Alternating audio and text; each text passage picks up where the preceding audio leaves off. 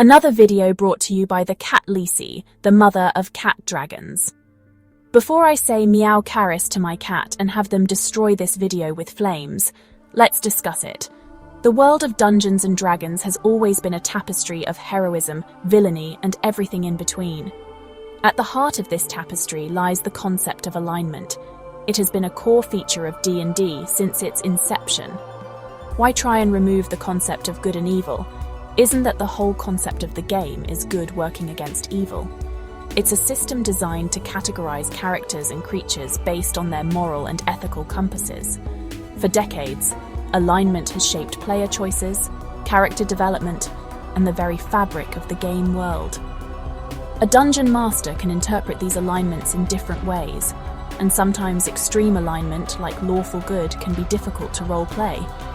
After all, nobody wants anger the paladin and feel their wrath. It also has led to commonly used phrase of lawful stupid. However, like the shifting sands of a vast desert, the concept of alignment has undergone a significant transformation in recent years. With the release of D&D 5th edition, the rigid structure of the alignment system has given way to a more fluid and nuanced approach, emphasizing player agency and moral ambiguity. But at what cost? Is it really necessary, and does it really add anything? This video delves into the heart of this debate, exploring the historical significance of alignment in D&D, the rationale behind its evolution in 5th edition, and the profound impact these changes have had on the gaming experience. In the early days of D&D, alignment was more than just a set of labels. It was a defining characteristic that permeated every aspect of the game. Players choosing their characters' moral and ethical compasses from a grid of 9 distinct alignments, and all of these choices carried weight. These weren't just words on a character sheet, they were a code by which heroes and villains lived, fought, and ultimately defined their place in the world. Alignment dictated everything from a character's choice of allies to the spells they could wield. This affected things such as holy and unholy damage, which in 5th edition is simply referred to as radiant damage, which I think is really stupid. Oh, it's not the goodness emanating from the cross damaging the vampire, it's radiance. To me, this is a story killer. Paladins, paragons of virtue, were bound to the tenets of lawful good, their oaths a testament to their unwavering righteousness. Now in 5e, you just have a vague oath, which in my opinion would neatly impossible to violate, and of course you do want to violate it, so you can become an oathbreaker paladin. Meanwhile, rogues, often dwelling in the shadows, might find themselves drawn to chaotic neutral, their actions guided by self-preservation and a flexible moral code. The world of classic D&D was one of stark contrasts, where the forces of good and evil clashed in a timeless struggle for dominance. With the arrival of D&D 5th edition, a not subtle and significant shift occurred in the way alignment was perceived and utilized. No longer a rigid framework dictating every action, alignment in 5th edition became more of a guidepost, a starting point for exploring the complexities of a character's moral journey. It was a shift from black and white to shades of grey, acknowledging that even the most virtuous heroes could harbour flaws, and even the most wicked villains could be capable of moments of compassion. This shift was a reflection of a broader design philosophy in 5th edition, one that emphasised player agency and narrative freedom. Rather than being bound by strict mechanical constraints, players were encouraged to embrace the fluidity of their characters' moral compasses, allowing their choices and actions to shape their destinies. But to me, this is simply a cop-out.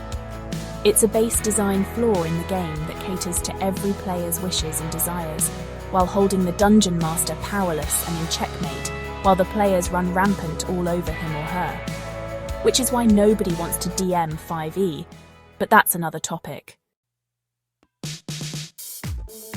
One of the most significant advantages of 5th edition's approach to alignment is its embrace of moral complexity. In a world where the lines between good and evil are often blurred, it's unrealistic to expect every character to fit neatly into a predefined box. People are complex creatures, capable of both great acts of kindness and unspeakable cruelty.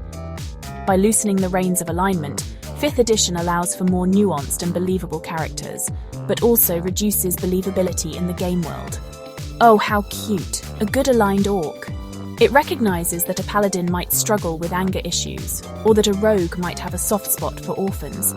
This complexity makes for more interesting role-playing opportunities, as players are no longer constrained by rigid definitions of good and evil.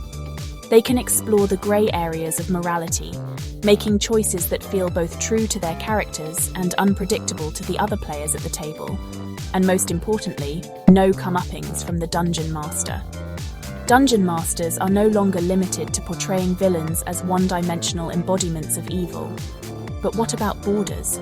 And what about evil causing problems in the world? Instead, everything merges into a giant kumbaya. This complexity moves us away from a more engaging game world, one where players are constantly challenged to question their assumptions and make difficult choices.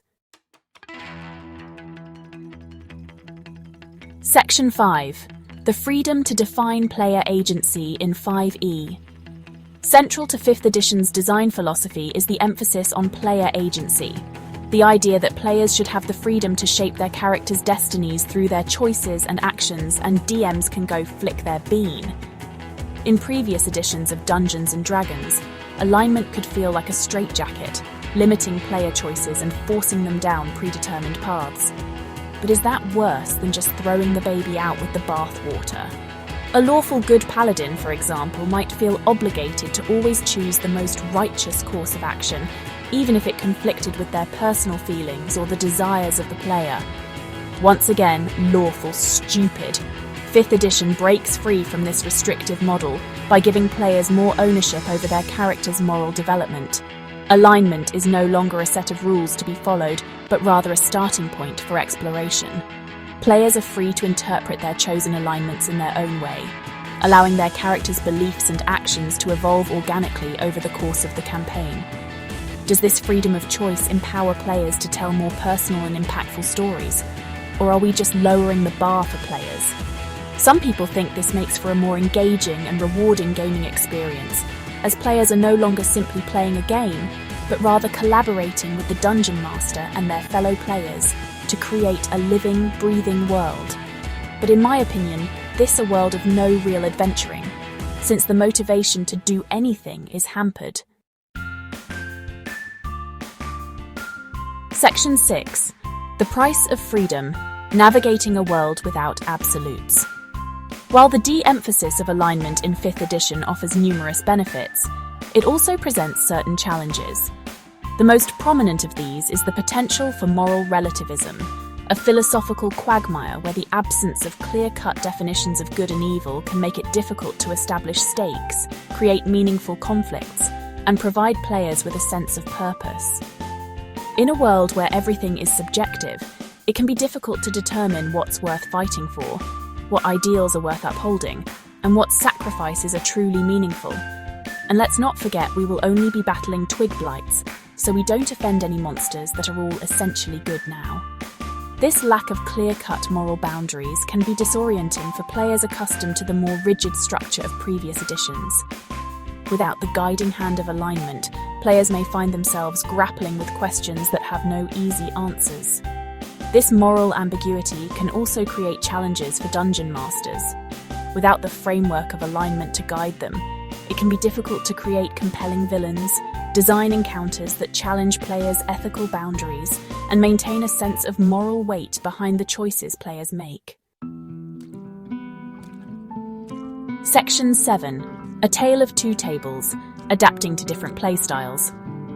The shift in alignment's role in 5th edition has created a fascinating dynamic within the Dungeons & Dragons community.